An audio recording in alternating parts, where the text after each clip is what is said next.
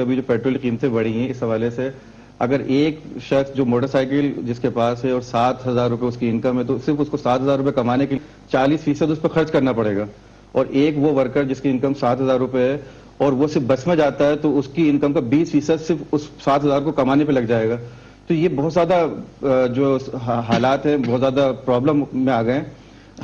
باقی پیسے جو ہیں وہ سگریٹ اور موبائل کا بیلنس ڈلانے میں لگ جائیں گے اس کے. آپ حیران ہوں گے آغا صاحب کہ ایک غریب آدمی وہ موبائل رکھتا ہے جو شاید ایک امیر آدمی بھی اپنے پاس نہیں رکھ سکتا. اس کے ذہن کے اندر یہ تصور آ گیا ہے کہ انسان کی ترقی کا معیار یہی ہے کہ وہ کتنا مہنگا موبائل رکھتا ہے. پریشانیاں پھر تو یہ ہے کہ اس کے پاس پیسہ ہے تو وہ موبائل خرید رہا ہے، نہیں چھین رہا ہے یا تو پھر خرید رہا ہے. وہ دیکھیے اپنی بنیادی ضروریات کو موبائل فون ضروریات نہیں ہے. موبائل فون جو میرا خیال بنیادی ضرورت نہیں ہے، نہیں آتا میرے پاس کے زمرے میں روٹی آتی ہے. بنیادی ضرورت کے زمرے میں روٹی کپڑا آتا ہے.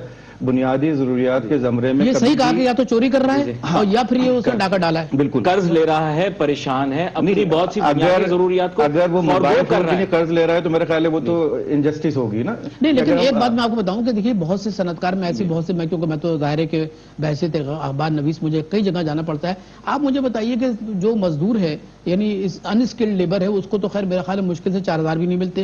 اچھا جو اسکلڈ لیبر ہے یعنی جس کو فیکٹری نے باقاعدہ مطلب سیکورٹی فراہم کر رکھی ہے روزگار کی، اس کو مشکل سے 7,000 دینے کو تیار نہیں ہے. کسی کو 5,000 ہے، کسی کو 5,500 ہے. آغا صاحب میں آپ کو یہ ثابت کر کے دکھا سکتا ہوں. ابھی اگر آپ میرے ساتھ چلیں تو میں سامنے آپ کو پتا ہوگا یہاں بلند و بالا عمارتوں کے اندر بہت سے غریب چوکیدار بھی ہوں گے، ملازم بھی ہوں گے. اگر ان کے پاس ہماری پوری بلک آف دی پاپولیشن کے اندر سب سے مہنگے موبائل نہ ملے اور اگر ان کا مہینے کا موبائل کا خرچہ نہیں، میں آپ کو یہی تو بتا رہا ہوں آغا صاحب کہ ہم کس ڈائریکشن میں جا چکے ہیں. آپ حیران ہوں گے کہ ان لوگوں کی جو انکم ہے اس کا کتنا بڑا پروپورشن ان پروڈکٹیو ایکٹیویٹیز کی جانب جا رہا ہے. پریشانی کا شکار ہے. ابھی یہ بات کر رہے ہیں کہ ہم بیسک نیسیسٹیز کو سر یہ کہ مانیٹری پالیسی کو ڈسکس کر رہے ہیں. ہمیں اس سے کوئی سروکار نہیں ہے کہ کوئی کتنا بڑا موبائل رکھ رہا ہے. یہ تو خود آفاق صاحب نے کہہ دیا یا تو اس نے چوری کی ہے یا وہ کہیں سے ڈاکہ ڈال رہا ہے. دیکھیے بات اصل یہ ہے کہ جو شریف لوگ ہیں، سفید پوشاک لوگ ہیں، مڈل کلاس کے لوگ ہیں، ان کے لیے یہ موبائل کوئی ایشو نہیں ہے. ان کے لیے تو ایشو ہے کہ بچے کی فیس جانی چاہیے، ان کو وقت پہ تنخواہ ملنی چاہیے. دوسری بات یہ کہ یوٹیلیٹی بلز ہیں کتنے، آپ دیکھیے ٹیلی فون کا کتنا بڑھ گیا ہے، بجلی کا کتنا بڑھ گیا ہے، واٹر کا کتنا بڑھ گیا ہے، سوریج کا کتنا بڑھ گیا ہے. تو یہ چیزیں ہم ڈسکس کر رہا ہے. اسٹیٹ بینک کی جو رپورٹ ہے، جب ایک طرف اسٹیٹ بینک کی رپورٹ کہتی ہے کہ ہمارے پاس پیسے ہی نہیں ہے پرائیویٹ سیکٹر کے لیے، تو پھر کیسے بنتا ہے؟ آغا صاحب میں صرف مسائل آپ کو بنیادی بتا رہا ہوں. میں آفاق صاحب کی بات کی جو ہے قطعاً تقریر نہیں کروں گا، لیکن آپ کو یہ بتاتا چلوں کہ یہ جو اس طرح کے معمولی چیزیں ہیں جیسے کہ سگریٹ، پان وغیرہ بری عادتیں صحیح، لیکن جب آپ ایک غریب آدمی کی تنخواہ کا ایک حصہ دیکھیں گے تو بہت بڑی چیزیں ان جانب چلی جاتی ہیں. یہ ایک ایسی حقیقت ہے جسے ہمیں تسلیم کرنا پڑے گا. آغا صاحب ہم اگر اس سے منحرف ہو جائیں گے، اس سے انحراف کریں گے، یہ ایشو نہیں ہے. ایک غریب آدمی جس کی 7,000 روپے تنخواہ ہے، اس کی 1,200 روپے کا موبائل کا بل آ رہا ہے، آپ کہہ رہے ہیں کہ آپ اس کو بنیادی ضروریات پوری کرنے کے بجائے آپ اس کے موبائل پر اور آپ اس کے پان سگریٹ پر بھی پابندی لگا رہے ہیں. ایسا نہیں ہے. ہمیں تو یہ کوشش کرنی چاہیے کہ ہم یہاں کوئی ایسا حل دے کر جائیں کہ وہ اپنی بنیادی ضروریات کو کیسے پورا کرے گا، بجائے اس کے کہ ہم اس کی بنیادی ضروریات تو پوری کر نہیں پا رہے اور گورنمنٹ نے وہ بھی چھین لی. اب ان کے پان سگریٹ کی پر بھی ہم نے پابندی لگانے کی کوشش کی کہ جی وہ پان سگریٹ جو ہے وہ چلیں گٹکا کھا کے تو کم از کم یہ کہ ان کو ہوش تو کم ہوتا ہے. ہاں وہ تھوڑا سا جلن جو ہوتی ہے ذہن میں بے روزگاری کی، خوف کی، وہ تو کم از کم گٹکا کھا کے ختم ہو جاتی ہے نا. ہم اپنے پروگرام جو ہے ہم تو اسٹیٹ بینک کی رپورٹ پہ دیکھ رہے ہیں کہ کیا صورتحال ہے، معاشی صورتحال کیا ہے، ایگریکلچر کی صورتحال کیا ہے، جاب کی صورتحال. ہم اس کو بات کر رہے ہیں. ہمیں اس سے کوئی سروکار نہیں کہ کس کے پاس کتنا مہنگا موبائل ہے، کس کے پاس نہیں ہے. ہم تو صرف یہ بتانا چاہتے ہیں کہ جو حکومت کی پالیسی ہے اس کی پالیسی وجہ سے عوام جو ہیں وہ پریشان ہیں، اسٹیٹ بینک پریشان ہے اور بینکنگ سیکٹر سے 444 ارب روپے جو لیے گئے ہیں اس کو واپس کون کرے گا؟ صاحب دیکھیں سب سے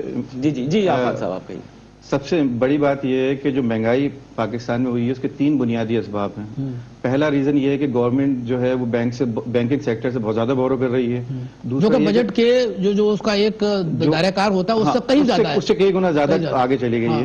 اس کے علاوہ دوسری جو وجہ ہے بڑی، وہ 50% آپ کے روپیہ جو ڈیپریشیٹ ہو گیا، 60 روپیز سے وہ 90 روپیز تک چلا گیا. تیسری وجہ جو ہے وہ فوڈ پرائسز کو گورنمنٹ نے خود سے سپورٹ پرائسز کے طور پہ بڑھا دیا. وہ گندم جو 600 روپے من تھی 4 साल पहले, आज गवर्नमेंट ने 950 रुपए और अगले साल गवर्नमेंट ने 1200 रुपए ताकि उनका वोट हासिल करें, उनके वोट हासिल करें। अब एक तो उनको इस बात की परवाह नहीं है कि आवाम पे क्या गुजर रही है। देखिए, शहरी इलाके में जो 7,000 रुपए कमा रहा है उसे तो कुछ भी नहीं मिल रहा, लेकिन वहां आपने 600 रुपए मन गंदम को जो है वो 950 रुपए मन कर दिया। आपने 37 रुपए किलो चावल को 80 रुपए किलो का चावल मुकर्रर कर दिया। वो गन्ना जो आप 40 रुपए मन लेते थे वो 160 रुपए और 240 रुपए में भी गन्ना अवेलेबल नहीं होता। चलिए हम थोड़ा सा ब्रेक लेते हैं, मैं इसी तरफ आऊंगा, आप फिर दोनों बात कीजिएगा। ख्वातीर साहब थोड़ा सा ब्रेक लेते हैं, ब्रेक के बाद हमारी गुफ्तगू जारी है। हमारा दरअसल डायरेक्ट आर गुफ्तगू का सिर्फ यही है कि स्टेट बैंक ने खुद जो है ना सूरत हाल पेश की है पाकिस्तान की माशियत के बारे में, वो बड़ी मतलब ये कि अफसोसनाक है। खुद स्टेट बैंक के जो मरकजी जनाब वो डायरेक्ट गवर्नर साहब हैं, उन्होंने खुद भी कहा कि सूरत हाल बेहतर नहीं है, जबकि आपके रेमिटेंसेज जो कि गैर मुल्की ज़र मुबादला है वो मुसलसल गिर रहा है। फिर 1 अप्रैल के अंदर आपको 1.1 बिलियन डॉलर जो है IMF को देना पड़ेगा। ये पैसे कहाँ से आएंगे? ये सूरत हाल जो है ये हमारे सामने बड़ी तशवीशनाक है। हो सकता है हुकूमत के लोग जिन्होंने करप्शन के जरिए बेपनाह पैसा बनाया है, पाकिस्तान से बाहर पैसा रखा हुआ है, उनके लिए तो कोई मसला नहीं है, लेकिन एक आम आदमी जो पाकिस्तान के इस्तेहकाम को माशी खुशहाली से देखता है उसके लिए बड़ी तशवीशनाक बात है। ये गुफ्तगू जारी रहेगी, हमारे साथ रहिएगा।